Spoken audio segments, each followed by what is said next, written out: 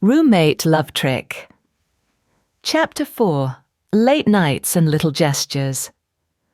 By the time midterms arrived, Leo and Sky had found themselves in an oddly seamless rhythm. Their differences hadn't vanished, but they had softened at the edges, blurred by countless shared hours and exchanged glances.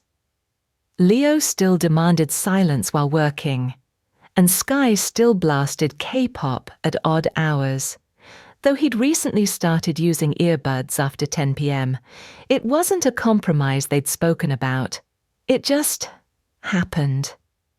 A quiet understanding grew between them, like ivy crawling across stone. It was one of those nights, the kind when even the stars seemed sleepy. The clock had ticked far past midnight, and the hum of the dormitory had dwindled to near silence.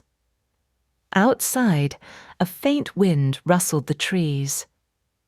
Inside room 207, Leo sat hunched at his desk beneath the flicker of his desk lamp, working on a complex architecture model made of foam board, balsa wood, and hope. His fingers were stained with graphite and spotted with small cuts from a craft knife.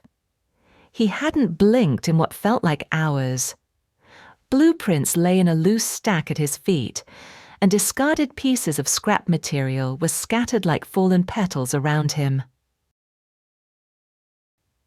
From the bed, Sky peeked out from under his blanket. His hair was a messy halo, his eyes heavy with sleep. "Still going?" he asked, voice thick with drowsiness. Leo nodded, not even looking away.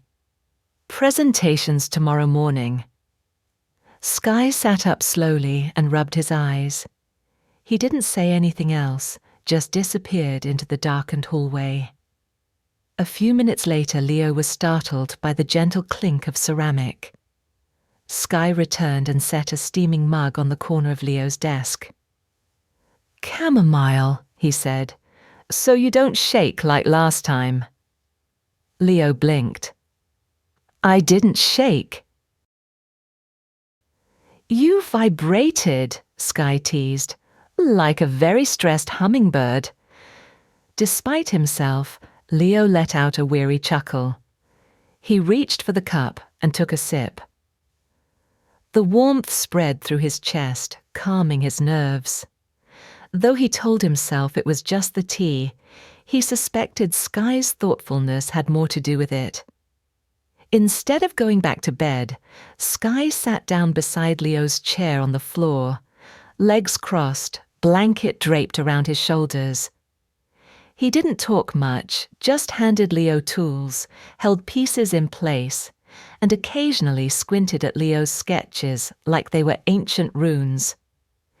It was the kind of companionship that required no explanation. Hours slipped by. The models started to come together. Tiny staircases, columns, a roof with clean lines. Leo's exhaustion began to dull as his concentration deepened. At one point, he looked down and realized Sky was watching him. Not with amusement, but with something quieter, more thoughtful in his gaze. "What?" Leo asked, voice softer now. Sky shrugged. "You get this look when you're focused, like the world doesn't exist. It's kind of mesmerizing." Leo blinked. He didn't know what to say to that. Sky smiled, then yawned, and wrapped the blanket tighter around himself. "Wake me if you need help gluing roofs," he murmured, before curling up at Leo's feet like a contented cat. Leo worked in silence after that, occasionally glancing down at Sky's sleeping form.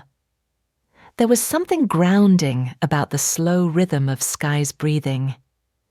The room felt less like a pressure chamber and more like a sanctuary. When dawn crept in through the window and painted soft gold across the floor, Leo placed the final piece of his model, a delicate arched entryway into place. He sat back, finally allowing himself to breathe.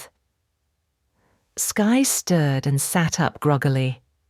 "You done?" Leo nodded. "Yeah, finally." Skye smiled sleepily. "Told you you'd make it."